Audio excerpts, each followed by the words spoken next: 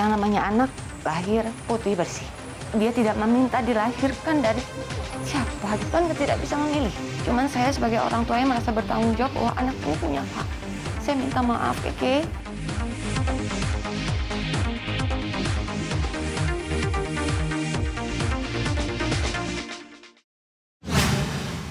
Mbak Weni apa kabar? Alhamdulillah baik.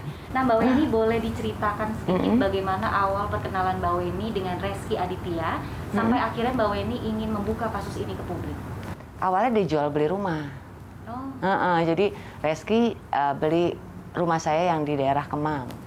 oke. Itu awalnya sih, awal kenal ya. Dari Jadi situ. dari perkenalan sampai menjalin hubungan berapa lama Mbak? Dari sekitar 1,5 sampai 2 tahun. Oh, jadi kenalnya sudah 2 tahun baru menjalin hubungan? Oh enggak, kita baru kenalnya pas rumah itu, baru abis itu kita menjalin hubungan. Oh, begitu ketemu langsung suka-sukaan? Beberapa bulan lah setelah itu sambil berjalan. Oke. Nah Mbak, besok kan mulai sidang perdananya ya. Mm-mm. Benar nggak Mbak Weni itu menuntut ganti rugi sebesar 17 miliar rupiah? Betul, Betul ya? betul itu gugatan ya. Gugatan Bahwa ganti gini, rugi. kan banyak juga nih pertanyaan yang saya mungkin sekalian jawab. Jadi kenapa Weni Aryani menggugat sebesar 17,5 miliar, gitu kan? Dalam gugatan perdata, itu harus masuk yang namanya gugatan imaterial dan material. Oke. Nah, dua ini harus masuk, plus ada juga di situ SOP-nya untuk sita jaminan, gitu loh, ya. Jadi ketentuan 3 itu memang harus kita ikutin kalau kita ke pengadilan perdata, gitu. Untuk angka, terus terang, saya menyerahkan sepenuhnya kepada kuasa hukum saya, gitu kan, untuk mengikuti aturan angka yang berlaku di Indonesia ini. Apakah dihitung secara asuransi atau bagaimana? Kalau untuk yang imaterial, kuasa hukum sempat bicara sama saya bahwa itu jarang sekali kok dikabulkan, jarang sekali dikabulkan. Cuman memang nilai itu harus kita taruh di situ, gitu, Oh, Mbak. jadi itu bukan pribadi dari Mbak Bukan, Weni ya? bukan. Senilai 17 miliar Bukan, rupiah ya? bukan, Oke. gitu. Nah, lalu bagaimana soal yang banyak dipertanyakan nih Mbak? Soal nazab putri anak Mbak Weni. Itu gimana tuh? Kalau nazab, kita memang tidak lari ke arah siapa nanti wali anak saya, atau saya mengejar warisan, tidak. Kita tidak lari ke arah hukum agama Islam, tapi saya lari untuk menentukan hak anak saya secara negara, hukum negara. Nah, Mbak Weni, kan dikabarkan Mbak Weni itu ingin sudah melakukan gugatan, tapi dari pihak Reski itu responnya tidak ada, seperti tetap tidak acuh, malah seolah-olah menunjukkan kemesraannya dengan sang istri Citra Kirana. Perasaan Mbak Weni gimana? Alhamdulillah, karena gini Mbak, yang saya gugat itu bukan masa depannya Reski, sekali lagi ya. Bukan masa depannya Reski. Jadi kalau keluarga mereka masih rukun, saya senang lihatnya.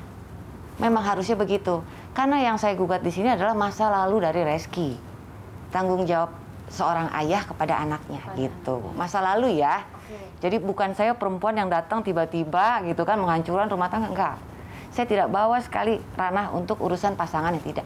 Tapi Mbak Weni ada kekesalan kah melihat sikap Reski Aditya? Saya kesal enggak, menyayangkan saja dengan dia tidak menyayangkan gitu ya dengan tidak ada pengakuan itu. Seharusnya kalau Reski berani tampil atau enggak bisa bicara secara kekeluargaan, ini tidak akan jadi begini kan? Oke, pertanyaan selanjutnya, setelah 8 tahun akhirnya saat ini Mbak kan mau membuka ke publik ya? Ya. Nah, apakah Mbak Weni itu sebelumnya sudah menjelaskan kepada si kecil bahwa tentang masalah ini atau menutupi? Reaksinya si kecil bagaimana? Semua orang tua pasti kan nutupin yang namanya berita yang kurang enak ya Mbak, gitu kan, apalagi sampai diketahui publik. Cuman sebagaimanapun kita nutupin, pasti saya ada yang tidak terprotek sama saya. Sampai akhirnya anak saya tuh pegang tangan saya. Oh iya. Mama, aku salut, kata dia gitu. Oh, jadi dia tahu ya Mbak? Saya nggak nanya lebih detail ya, karena saya pikir ya sudahlah gitu loh. Karena ada kabarnya juga anak Mbak Weni itu melihat foto waktu bayi. Iya. Dan mengatakan dia foto sama artis. Iya. Padahal artis itu adalah Reski Aditya. Iya, itu yang Waktu bikin itu salah Mbak satu trigger saya untuk maju ini juga itu. Oh, Mbak Weni menjelaskannya seperti apa waktu si Aku kecil? diam sih, aku nggak jelasin. Nggak jelasin? Karena bingung mau jelasinnya gimana kan. Oh gitu. Tapi gini, balik lagi, saya tuh seorang ibu ya Mbak. Iya. Seorang ibu di mana pasti akan melakukan hal yang sama sama saya gitu. Akan berjuang buat anaknya. Paling tidak nanti anak saya sudah besar, Keke sudah besar, dia akan melihat bahwa ibunya berjuang. Berjuang untuk dia. Oke. Jadi sampai saat ini Mbak nggak tahu dia tahu dari mana gitu soal ini. Sampai dia megang tangan Mbak Weni bilang, itu dia aku. Mungkin kan dia pegang handphone, padahal semua di handphone itu berita semua udah saya delete kan, artinya tidak ada notifikasi gitu kan. Dia main TikTok mungkin dari situ atau gimana saya nggak tahu deh. Hebat, 8 tahun bisa. Karena anak-anak sekarang kan main TikTok emang Iya, ya. betul. Dan berita ini kan sampai di mana-mana ya Mbak ya. Iya betul Mbak. Gitu loh. Dan Mbak Weni tadinya kan meng-private Instagram Mbak Weni, betul ya? Sekarang Saya nggak sudah- punya medsos Mbak. Oh gitu. Saya nggak punya medsos, cuman kan banyak tuh yang akun. Oh jadi itu bukan Mbak Weni ya? Bukan. Tapi dikabarkan di situ sudah dibuka dan setiap postingan foto kecil di tag Reski Aditya. Jadi itu bukan Mbak Weni. Bukan, banyak sekali kan akunnya ya atas nama saya. Jadi Mbak Weni nggak pernah main Instagram? Sama sekali nggak pernah. Saya tuh berhenti main medsos yang di Facebook. Mungkin orang banyak ambil foto saya awal-awal berita dari Facebook gitu. Dan Mbak Weni nggak ambil langkah untuk itu, maksudnya dengan orang membuat Instagram atas nama Mbak Weni. Sebetulnya sesuatu yang menjadi berita bisa disebut viral gini ya, kita sudah tidak bisa sudah tidak bisa tahan langkah orang gitu loh Mbak. Yang penting tujuan saya satu adalah memperjuangkan hak anak saya, itu aja. Karena kalau saya terlalu sibuk dengan ngurusin omongan netizen misalnya ya, terlalu fokus ke sana atau fokus ke urusan medsos, saya jadi ini nantinya. Jadi terbawa ya. Iya. Negatif ya Mbak, betul ya. Jadi mendingan saya timbulkan energi yang baik aja. Baik. Gitu. Nah pernah juga ada kabar Mbak Weni itu waktu bersama Reski jatuh bangkrut sampai pernah ditahan polisi, benar Mbak? Betul. Itu gimana ceritanya Mbak Weni? Itu sekitar tahun 2015-an ya. 2015. Itu jadi memang saya itu dulu usaha sendiri Mbak. Usaha sendiri yang saya ulang-ulang bahwa dari yang saya bukan siapa-siapa ya, tiba-tiba Allah kasih kebetulan kurva kesempatan dan kurva kemampuan tuh ketemu gitu kan. Saya punya komitmen yang baik dengan orang-orang gitu. Sampai akhirnya ya perusahaan saya besar. Oh. Akhirnya saya jatuh karena sesuatu lah gitu kan. Saya jatuh dan saya sadari sekali itu semua kesalahan saya. Sekaligus juga mungkin saya bisa minta maaf pada orang yang pernah saya sakiti pada masa lalu gitu kan. Saya minta maaf, ini jadi momen saya untuk memperbaiki diri saya aja gitu. Boleh tahu Mbak jatuhnya kenapa? Apa ada sangkut pautnya dengan Reski Aditya? Nggak ada sangkut pautnya, cuman kebetulan beliau itu ngenalin saya sama satu permainan gitu aja sih Mbak. Oh, kalau boleh tahu betul judi ya? Ya betul. Oh, sampai habis semua harta. Habis. Dan kalau ditahan polisi kasus apa Mbak? Jadi gini, saya punya investor dulu ya untuk pekerjaan-pekerjaan saya. Nah untuk investor ini sebetulnya ini kasus perdata gitu loh. Kenapa perdata? Karena sudah dilakukan berulang kali, itu satu. Yang kedua ada surat perjanjian gitu kan. Tapi memang saya tidak pernah ada one prestasi selama saya bekerja sama Mbak. Alhamdulillah ya, saya jaga komit sebelum kena yang tadi itu. Tapi begitu saya kena, jangankan memang saya one prestasi tidak membayar gitu kan. Tidak dapat mengembalikan keuntungan. Bahkan pinjaman modalnya saya tidak dapat kembalikan. Di saat itu mengurus diri saya sendiri aja sulit gitu. Sulit untuk saya mengatasi adiksi saya jatuh bangun itu sekarang banget itu Mbak. Ditahan polisi berapa lama Mbak Weni? Ada. Oke. Tapi waktu itu Reski sudah menghilang, memang sudah menghilang ya? Iya, dia sudah menghilang. Oke, Mbak juga nggak cari? Dia menghilang tapi dia tahu kejadiannya. Oh dia tahu. Nah, sangat tahu kok. Oke. Nah kalau kedepannya Mbak sudah melakukan gugatan cerai ini itu, tapi Reski tetap tidak mau mengakui. Gugatan cerai, bukan gugatan cerai, gugatan perdata gitu ya. Ya itu. Tapi Reski tetap tidak mau mengakui anaknya, tidak mau bertanggung jawab. Apa yang langkah Mbak Weni ambil? Saya tetap ikutin jalur persidangan hukum yang sesuai berlaku di negara kita ya Mbak. Tapi bagaimanapun hasilnya Keke adalah anak saya. Dia mau mengakui atau tidak kan kita nanti ada bukti ya. Bahwa bukti di tes DNA gitu loh.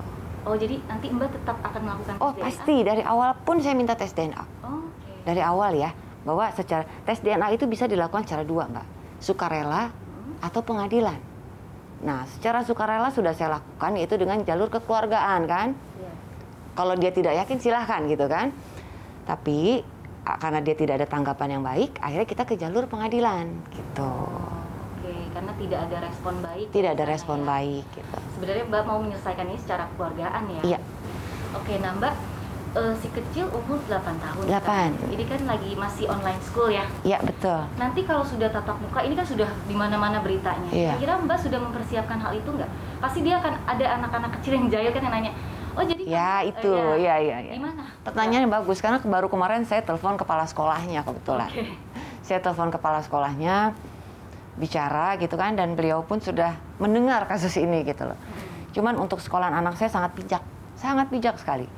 Jadi saya titip saja untuk anak saya di sekolah atau pada saat online school, jangan sampai dia dibully. Gitu. Nah Mbak, selama 8 tahun Mbak tuh sendiri gedein dia. Usahanya apa nih Mbak? Aku masih usaha sendiri aja. Masih jalan alhamdulillah ya. Merintis nggak, kecil-kecilan lah. Jadi masih mencukupi lah. Tapi dari keluarga Mbak Weni orang tua mensupport juga apa? Untuk masalah ini? Iya. Selama itu kebenaran, orang tua saya selalu di sebelah saya. Kebetulan kan orang tua juga tahu ya cerita sesungguhnya seperti apa gitu. Bahkan sempat beberapa kali ketemu. Oh, berapa kali ketemu Reski? Iya. Kenal dekat juga ya? Iya, beberapa kali ya, terlalu deket juga enggak. Cuman kan Reski sering ke rumah. Gitu. Oh, tapi pernah nggak Mbak tuh waktu masih bersama Reski pernah menanyakan, kita kan udah punya anak, saya udah hamil, saya udah kok kamu nggak mau nikahin saya? Enggak. Nggak pernah? Gini, ya itulah tipe saya beda-beda ya Mbak perempuan. Cuman saya pikir tadinya kalau memang tanggung jawab itu tidak perlu diminta menurut Betul. saya. Iya. Tanggung jawab itu apalagi laki-laki. Iya. Tanggung jawab itu datang dari hati gitu. Iya. Dari perbuatan. Iya. Kenapa saya yakin sekali akan kasus ini? Tindakan Reski di zaman dulu sama anaknya itu kelihatan sekali gitu loh. Kelihatan sekali bagaimana? Jadi dia sering banget ngunjungin saya ke rumah waktu kita sudah mulai jauh ya. Ada beberapa kali dia ngunjungin, dia ajak main anaknya gitu loh. Sama asistennya namanya Tono gitu. Mereka berdua sering minta izin ke mall. Seperti di pengadilan, yang namanya saksi mendengar melihat. Setuju ya Mbak ya? Betul. Nah, tapi di sini dari mulutnya tidak ada pengakuan, tapi tindakannya buat saya itu pengakuan gitu loh. Jadi orang tuanya pun pernah datang ke rumah saya, ibunya terutama. Oh, ibunya Reski? Jadi juga. saya waktu itu lagi pergi kemana gitu kan, lagi ada acara. Saya pulang, saya lihat ada mobil di depan rumah. Nah kebetulan ada ibu-ibu gendong anak saya.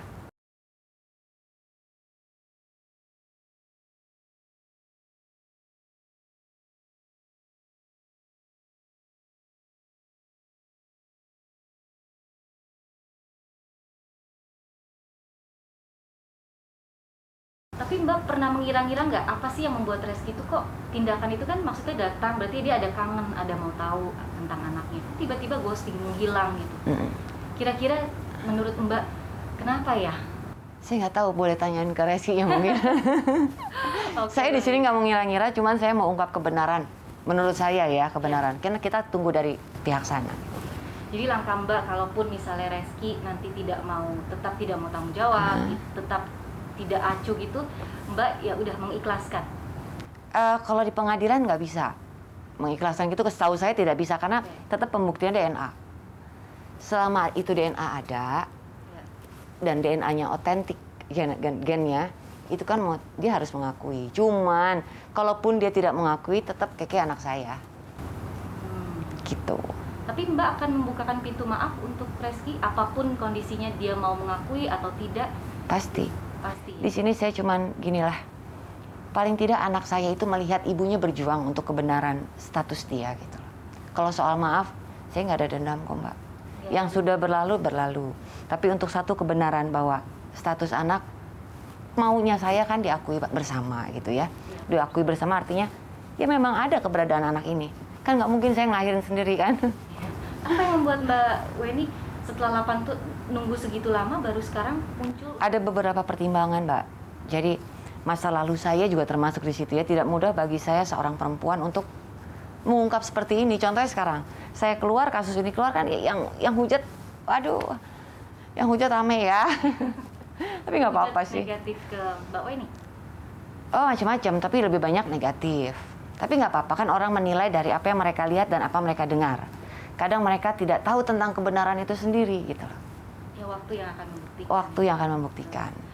Nah Mbak Weni, selama 8 tahun membesarkan si kecil, Mbak Weni pernah, ini mohon maaf ya. Iya nggak apa-apa. Mbak Weni pernah menjalin hubungan kah dengan seseorang? Pernah. Oh pernah. Berapa lama? ya lumayan lama lah. Lumayan lama. Tapi sayang juga sama si kecil. Alhamdulillah sayang. Kenapa berpisah, Mbak? Gitulah. Baik. Nah, Mbak, ada penyesalan nggak merasa berdosa atau sedih gitu ngeliat si kecil kok nasibnya begini gitu kan? Pernah nggak ngerasa berdosa atau gimana gitu? Penyesalan pasti ada. Berulang-ulang saya bilang bahwa ini murni kesalahan saya. Saya mencoba memperbaiki diri, saya mencoba untuk mengungkap kebenaran agar tidak terjadi di anak saya, cukup di saya aja. Jadi pelajaran buat saya pribadi, anak-anak saya maupun semua perempuan di Indonesia ya. Apa yang orang bilang aib, ya kalau bisa ambil baiknya, tapi jangan diikutin yang buruknya itu aja sih Mbak. Iya. Ya. Tapi Mbak Weni pernah sampai pada saat awal-awal tuh ditinggal Reski Aditya terpuruk sampai gimana, stres atau gimana Mbak? Iya, ada saat saya sangat amat terpuruk Mbak. Jadi kalau orang bilang, Mbak Weni ini serakah, mau ambil duitnya, saya kasih tahu nih satu. Tidak dapat duit dari hasil ini pun tidak ada masalah Mbak. 1% pun. Tapi saya cuma benar-benar butuh pengakuan dari Reski. Itu aja ya. Itu aja. Mbak Ini saya Weni. ngomong kayak di sini gitu ya. Kalau bilang saya serakah, kalau mau bilang saya serakah lagi, saya pernah di titik sangat nadir ya Mbak ya, akibat masa lalu segala macam lah, di titik yang benar-benar nggak ada teman, semua ninggalin gitu kan, semua ninggalin. Yang tadinya udah kayak semut ya, semua datang ke saya, saat itu semua ninggalin. Sampai untuk beli susu aja susah gitu kan. Ini hanya pelajaran ya Mbak saya bicara ini. Kenapa saya nggak ungkap ini di situ? Kan seharusnya kalau saya memang pengen kejar uang atau apa, saya harusnya ungkap kebenaran ini pada saat itu, benar nggak sih? Bukan pada saat saya nggak bilang saya sekarang lagi susah, lagi hebat, nggak. Sekarang saya normal-normal aja kok. Saya cuma benar-benar pengen pengakuan aja. Hanya ingin pengakuan Iya. dari Reski Aditya. Oke, Mbak, kalau misalnya si anak nanti mendengar sudah dewasa, apa yang ingin Mbak sampaikan yang belum disampaikan tapi Mbak ingin sampaikan ke si kecil? Saya kalau ditanya soal anak suka nggak ini ya, apa ya? Saya minta maaf aja gitu, minta maaf untuk semua yang terjadi. Minta maaf atas kesalahan kedua orang tuanya ya. Yang namanya anak lahir putih bersih, Mbak. Nggak ada salah kok. Dia tidak meminta dilahirkan dari siapa gitu kan, tidak bisa memilih. Itu namanya anak. Cuman saya sebagai orang tuanya merasa bertanggung jawab bahwa anak ini punya hak. Saya minta maaf Keke. Semoga dijadikan pelajaran khususnya buat anak-anak perempuan saya. Jangan sampai terjadi di mereka dan Allah lindungi mereka dunia dan akhirat, itu aja sih. Tapi Mbak ada trauma untuk membuka hati? Enggak, jadi pelajaran aja Jadi gitu. pelajaran aja. Ya Mbak, sekian untuk hari ini. Terima kasih untuk Sama-sama. waktunya Mbak Weni. Saya doakan semoga semua lancar. Amin, doakan yang terbaik aja. Amin. Terima kasih Mbak Weni ya. Iya, Sehat selalu. sama-sama. Makasih.